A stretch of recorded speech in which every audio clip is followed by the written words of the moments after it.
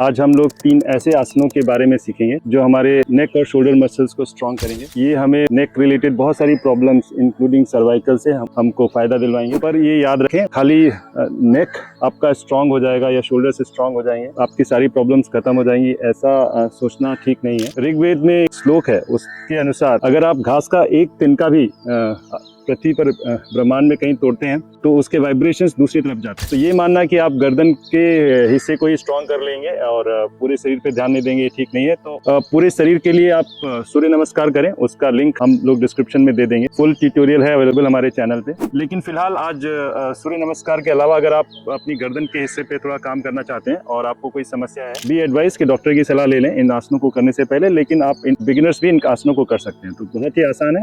आइए शुरू करते हैं।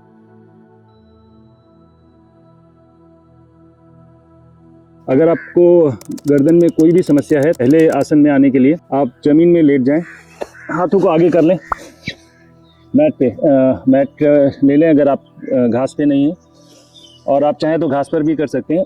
और हाथों को आगे कर लें, फिर धीरे धीरे हाथों को पीछे ले आएं और अपने सर को उठाएं, जितना कंफर्टेबली उठा सकते हैं, और ऊपर की तरफ देखें सांसों के साथ।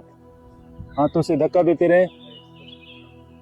हर सांस में आपको सर को पीछे की तरफ ले जाना है। ध्यान रखें कि अगर डिस्कम्फर्ट या पेन आ रहा तो बिल्कुल आगे ना जाए, वहीं पे रुक जाए। लेकिन धीरे धीरे आप हाथों को पीछे कर सकते हैं, और जितनी देर कंफर्टेबली यहाँ पे रुक सके अपने आप को रोकें। सांसों पे ध्यान केंद्रित करें। लगभग 30 सेकंड तक रुकने के बाद धीरे धीरे हाथों को फिर से आगे ले आएं और जमीन पर लेट जाएं। आप अपने हाथों पे और घुटनों पे आ जाएं और धीरे धीरे हाथों को आगे की तरफ ले जाएं। जब आपके एल्बोज स्ट्रेट हो जाएं तो एल्बोज को मैट पे रखें, सामने की तरफ देखें और हाथों को एडजस्ट करते हुए अपनी चिन को मैट पे रख दें। इस पोजीशन में आपकी कमर में एक आर्च बनेगा और दोनों पैरों के बीच हिप डिस्टेंस होगी। आप सांसें लेते रहें, आंखें खुली कर सामने देखें, और जितनी देर आराम से आप इस आसन में रह सकते हैं रहें।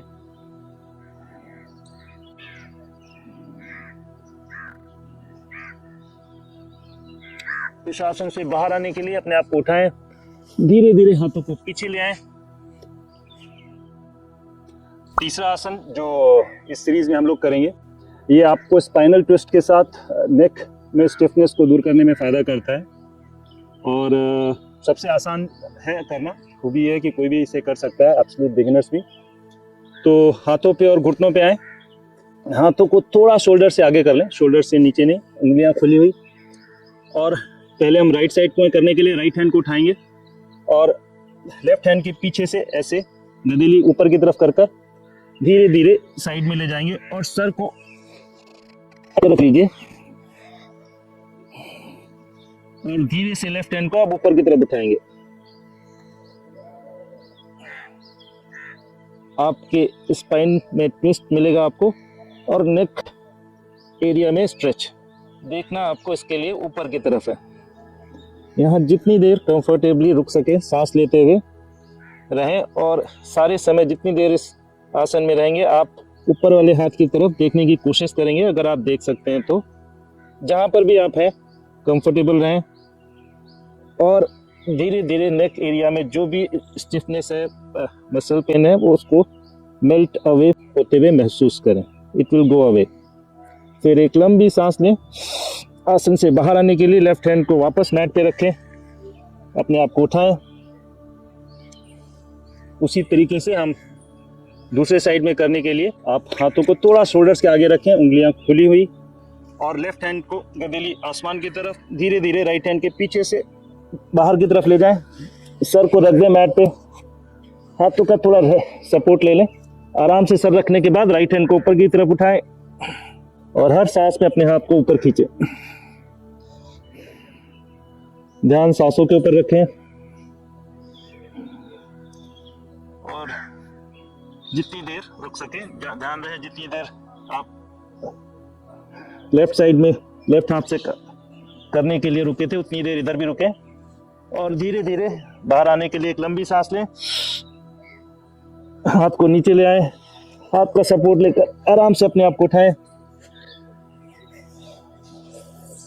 Thank you so much नवयोगीज।